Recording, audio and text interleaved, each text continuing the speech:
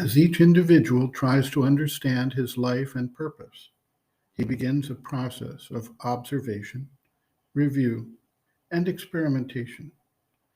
At this stage, many seekers have little clue about the path that is best suited for them, and they may try to find out different approaches.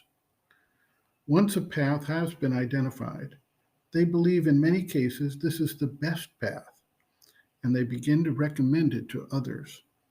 It is, however, frequently the case that what suits one individual will not suit the next one.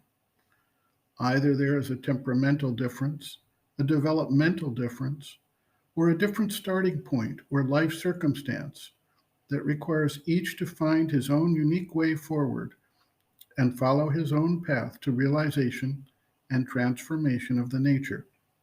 Thus, there is no one absolute way forward, and each path has its own obstacles and difficulties along the way and relies on different aspects of the being to progress along the way.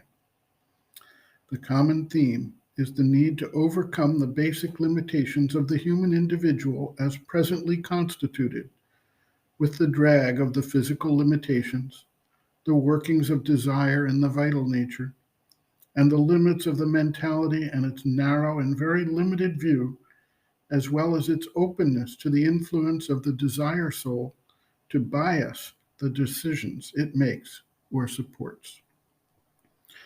The mother writes, quote, "Everyone must follow his path in accordance with his own nature, and there is always a preference for one way rather than another. For one who follows the path of action, it is much more difficult to feel that the human personality does not exist and that only the divine force works. For one who follows the path of knowledge, it is relatively very easy. It is something one discovers almost immediately. For one who follows the path of love, it is elementary, since it is by giving himself that he progresses. But for one who follows the path of action, it is much more difficult, and consequently, for him, the first step is to do what is said here in the passage of the Synthesis of Yoga, which we have just read. To create in himself this complete detachment from the fruit of action, to act because this is what must be done, to do it in the best possible way, and not to be anxious about the consequences, to leave the consequences to a will higher than his own." Sri Aurobindo writes in the Synthesis of Yoga, "It is then by a transformation of life in its very principle, not by an external manipulation of its phenomena, that the integral yoga proposes to change it from a troubled and ignorant into a luminous and harmonious movement of nature. There are three conditions which are indispensable for the achievement of this central inner revolution and a new formation. None of them is altogether sufficient in itself, but by their united threefold power, the uplifting can be done, the conversion made, and completely made.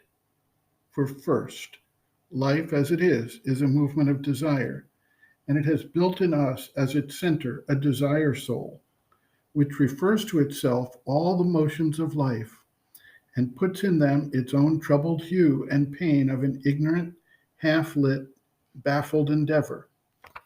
For a divine living, desire must be abolished and replaced by a purer and firmer motive power. The tormented soul of desire dissolved, and in its stead there must emerge the calm, strength, happiness of a true vital being now concealed within us. Next, life as it is driven or led partly by the impulse of the life force, partly by a mind which is mostly a servant and abettor of the ignorant life impulse, but in part also its uneasy and not too luminous or competent guide and mentor. For a divine life, the mind and the life impulse must cease to be anything but instruments, and the inmost psychic being must take their place as the leader on the path and the indicator of a divine guidance. Last, Life as it is turned towards the satisfaction of the separative ego. Ego must disappear and be replaced by the true spiritual person, the central being, and life itself must be turned towards the fulfillment of the divine in terrestrial existence. It must feel a divine force awaking within it and become an obedient instrumentation of its purpose. The mother continues, quote, "One can't make a general rule for the order of importance of the paths.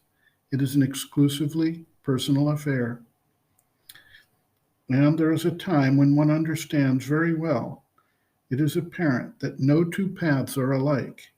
No two paths can be alike, and that every man follows his own path, and that this is the truth of his being. One can, if one looks from a sufficient height, see a difference in the speed of advance, but it does not always conform to the external signs. And one could say, a little humorously, that it is not always the wisest who goes fastest."